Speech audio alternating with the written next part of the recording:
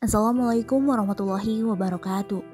Bertahun-tahun dengan bercokolnya Portugis sebagai kekuatan superpower di wilayah Maluku Utara, membuat kemerdekaan dan kebesaran Kesultanan Ternate menjadi sedikit terabaikan. Berbagai kebijakan berkaitan dengan perdagangan terbilang hanya menguntungkan bangsa Portugis, sedangkan bagi rakyat Ternate, keuntungan tersebut hanya mampu dinikmati oleh segelintir golongan saja. Tak hanya itu, dari sisi kehidupan sosial dan religi, kedatangan Portugis sangat berpengaruh. Dengan adanya jaminan dan perlindungan dari perwakilan pemerintahan Portugis yang justru lebih berpengaruh dari penguasa lokal, membuat misi kristenisasi di wilayah tersebut menjadi tumbuh subur. Pergerakan kaum Jesuit ternyata dinilai telah membawa perubahan yang besar. Tak hanya penduduk biasa, beberapa penguasa lokal seperti Raja Wilayah Bacan hingga keluarga kerajaan seperti Nyai Nukila dan Sultan Tabriji pun mampu mereka kristenkan. Hal inilah yang memancing reaksi beberapa sultan kecil dan rakyat di wilayah Ternate secara luas. Bagi mereka yang masih memegang teguh keyakinannya terhadap Islam, merasa hal ini akan membawa Ternate ke arah penurunan martabat sebagai bangsa yang merdeka. Terbukti dengan Kristennya Sultan Tabriji secara sepihak, Ternate telah jatuh sebagai koloni kerajaan Portugis. Di sisi lain, Ternate juga langsung kehilangan kedaulatan atas wilayah Kepulauan Ambon. Seiring berjalannya waktu, aktivitas kristenisasi semakin mendapat penolakan dan terjadilah beberapa gesekan berdarah hingga puncaknya isu penyerangan terhadap misi Jesuit yang dimanfaatkan oleh gubernur perwakilan Portugis di Ternate, membuat negeri tersebut jatuh dalam konflik yang menyebabkan terbunuhnya Sultan Hairun secara licik dan kejam. Dari konflik itu, muncullah sosok Babullah Datu Syah bin Hairun Jamil sebagai sultan yang akhirnya mampu membawa Kesultanan Ternate pada masa puncak kejayaannya. Sultan Babullah lahir di Ternate pada tanggal 10 Februari 1528. Sultan Babullah adalah anak pertama dari Sultan Hairun yang lahir dari permasyuri Botanjung, putri tertua dari Sultan Bacan Alauddin I. Ketika masih berusia muda, Sultan Babullah telah mendapatkan pendidikan militer yang sangat baik. Sebagai putra mahkota, ia langsung mendapatkan pengajaran militer dari panglima-panglima terbaik di negeri tersebut, yaitu Sahalaka Sula dan Sahalaka Ambon. Sedangkan untuk ilmu ketatanegaraan dan agama Islam, Babullah kecil telah mendapatkan pengajaran langsung dari ulama-ulama setempat dan sebagian besarnya diajarkan oleh ayahnya sendiri, yaitu Sultan Hairun. Sebelum diangkat menjadi sultan, Babullah atas kepiawaiannya telah mampu menduduki jabatan tertinggi dalam bidang kemiliteran dengan gelar Kapital Laut. Adapun konsekuensi logis dari jabatannya itu, ia menjadi sering terlibat dalam berbagai ekspedisi penaklukan wilayah, terutama di kawasan Sulawesi Utara dan Sulawesi Tengah. Oleh karena itu, ketika diangkat sebagai sultan pengganti ayahnya pada tahun 1570, Babullah adalah opsi terbaik dengan usianya yang sudah cukup matang, yaitu 42 tahun, dan sebagai panglima tempur yang paling berpengalaman. Sultan Babullah sendiri baru menikah setelah ia dilantik sebagai sultan. Pernikahannya yang pertama adalah Bega, seorang bangsawan Sulawesi Selatan, pada tahun 1570. Kemudian ia menikah lagi dengan adiknya Sultan Iskandar Sani dari Kesultanan Tidore pada tahun 1571. Dari pernikahannya tersebut, Sultan Babullah mempunyai 5 anak, 2 laki-laki dan 3 perempuan. Yang tertua adalah Manjasah, kemudian Saiduddin Barakati. Adapun anak perempuannya, yaitu Ainul Yakin, yang menikah dengan Sultan Kodrati dari Jailolo. Lalu Boki Ramdan Gagalo yang menikah dengan Sultan Tidore.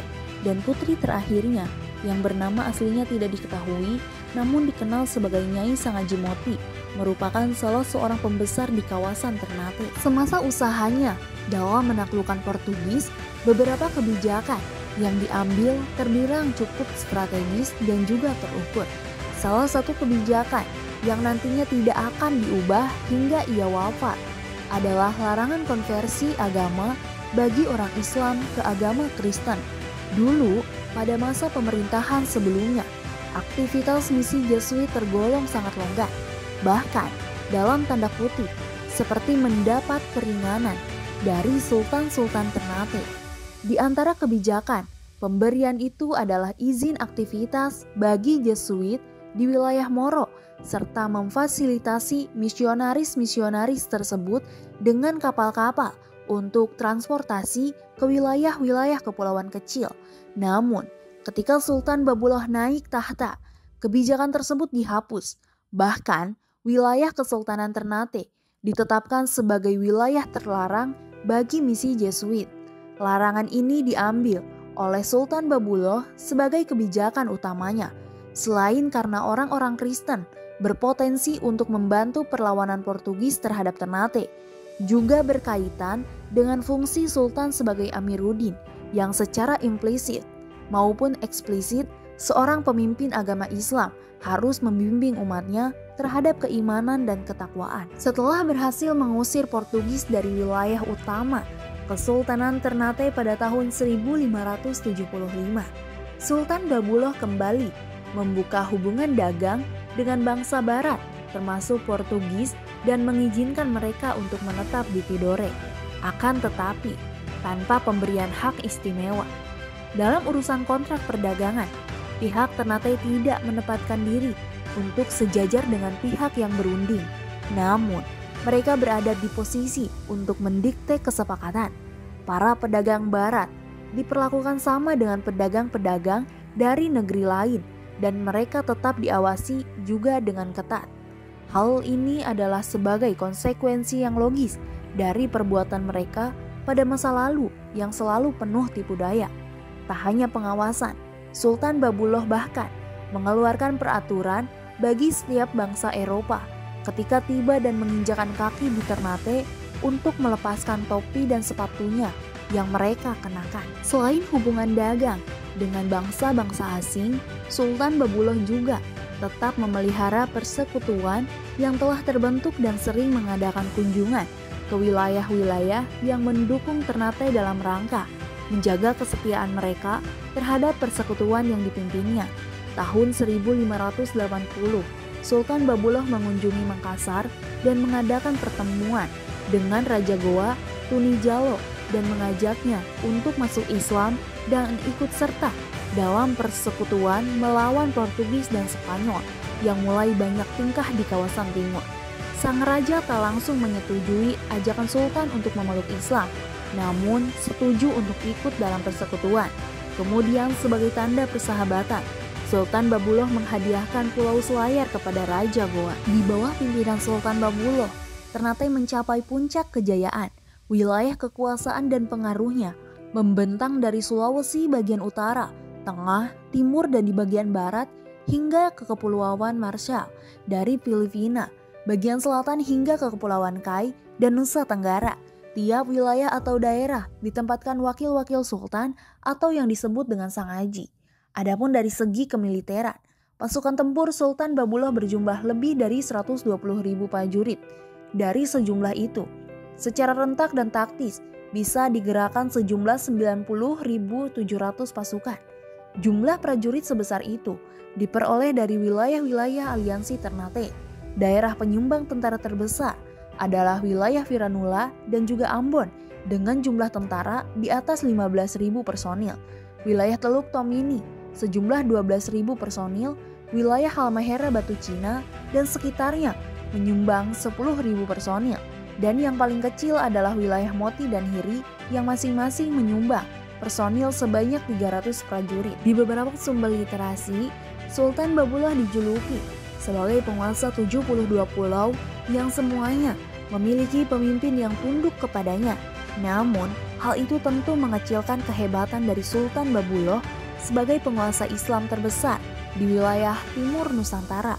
Beberapa sejarawan ternama telah membantah hal itu dengan sangat meyakinkan. Di antaranya adalah François Valenzin. Dalam bukunya yang mengupas tentang Maluku, ia menuliskan daftar nama lengkap pulau-pulau besar yang berada dalam kekuasaan Ternate yang berjumlah 92 pulau. Namun, tentu dia juga tidak menuliskan nama-nama pulau yang berpenghuni lainnya yang lebih kecil di wilayah pulau-pulau utama itu. Berbeda dengan Valenzin, justru Franz Drake dengan lantang mengatakan bahwa Babullah was lord of 100 island, atau Sultan Babullah adalah penguasa 100 pulau. Pada masa puncak kejayaannya, sebagai seorang penguasa Islam, Sultan Babullah tetap melanjutkan kebijakan ayahnya dengan menjalin persekutuan dengan Aceh dan Demak untuk mengenyahkan Portugis dari Nusantara. Persekutuan Aceh, Demak, dan Ternate merupakan simbol persatuan Nusantara karena ketiganya sebagai bagian yang terbesar dan juga terkuat pada masa itu yang merangkai wilayah barat, tengah, dan juga timur Nusantara dalam satu ikatan persaudaraan. Sultan Babullah wafat pada tanggal 25 Mei 1583 pada usianya yaitu 55 tahun. Tidak diketahui secara pasti sebab-sebab meninggalnya sang penguasa 100 pulau tersebut. Namun, selama hidupnya, Sultan Babullah telah mampu memberikan kesadaran kepada rakyat Maluku untuk bangkit melawan kewenangan-kewenangan kaum penjajah Portugis yang bercokol di wilayah itu selama lebih dari 50 tahun. Sultan Babullah juga mampu membuktikan bahwa sebagai bangsa yang merdeka, umat Islam dan Kesultanan Ternate mampu mencapai masa kejayaannya. Bagaimana menurut kalian? Tulis pendapat kalian di kolom komentar.